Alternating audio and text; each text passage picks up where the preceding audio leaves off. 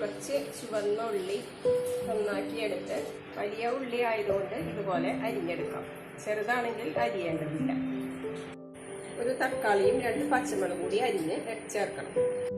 ഇനി നമുക്ക് ചൂടായ ചീനച്ചട്ടിയിലേക്ക് അല്പം വെളിച്ചെണ്ണ ഒഴിച്ചതിന് ശേഷം തേങ്ങ ചിരവിൽ ഇട്ട് കൊടുക്കാം.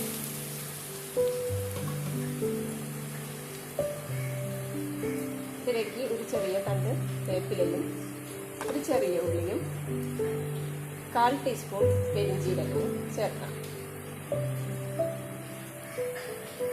എന്നിട്ട് നമുക്ക് നന്നായി ചുവന്ന് വരുന്നത് വരെ വറുത്തെടുക്കണം. തേങ്ങ ബ്രൗൺ നിറമായി വരുമ്പോൾ നമുക്ക് 1/2 ടീസ്പൂൺ മഞ്ഞൾപ്പൊടിയും 1 ടീസ്പൂൺ മുളക് പൊടിയും 1 ടീസ്പൂൺ മല്ലിപ്പൊടിയും ചേർത്ത് കൊടുക്കാം.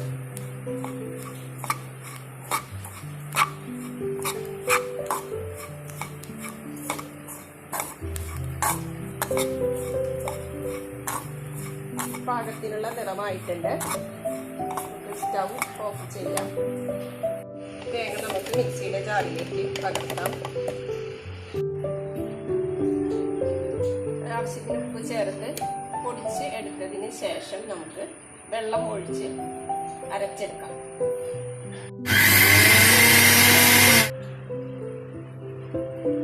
നന്നായി പൊടിച്ചിട്ടുണ്ട്. നമുക്ക് അരയ്ക്കുമ്പോൾ എളുപ്പം.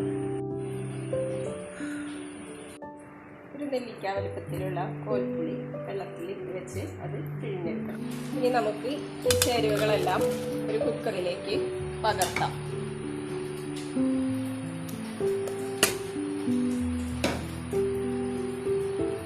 വാളപ്പുള്ളി വെള്ളമാണിത്. വെള്ളം കുറവുണ്ടെങ്കിൽ പാകത്തിന് വെള്ളം കൂടി ചേർത്ത് നമുക്ക് 2 വിസിൽ വേവിച്ചെടുക്കാം. നമ്മുടെ ഉള്ളിത്തിയൽ റെഡി ആയിട്ടുണ്ട്. നമുക്കിത് മുളക് താളിച്ച് എടുക്കാം. കടുക് പൊട്ടിച്ച്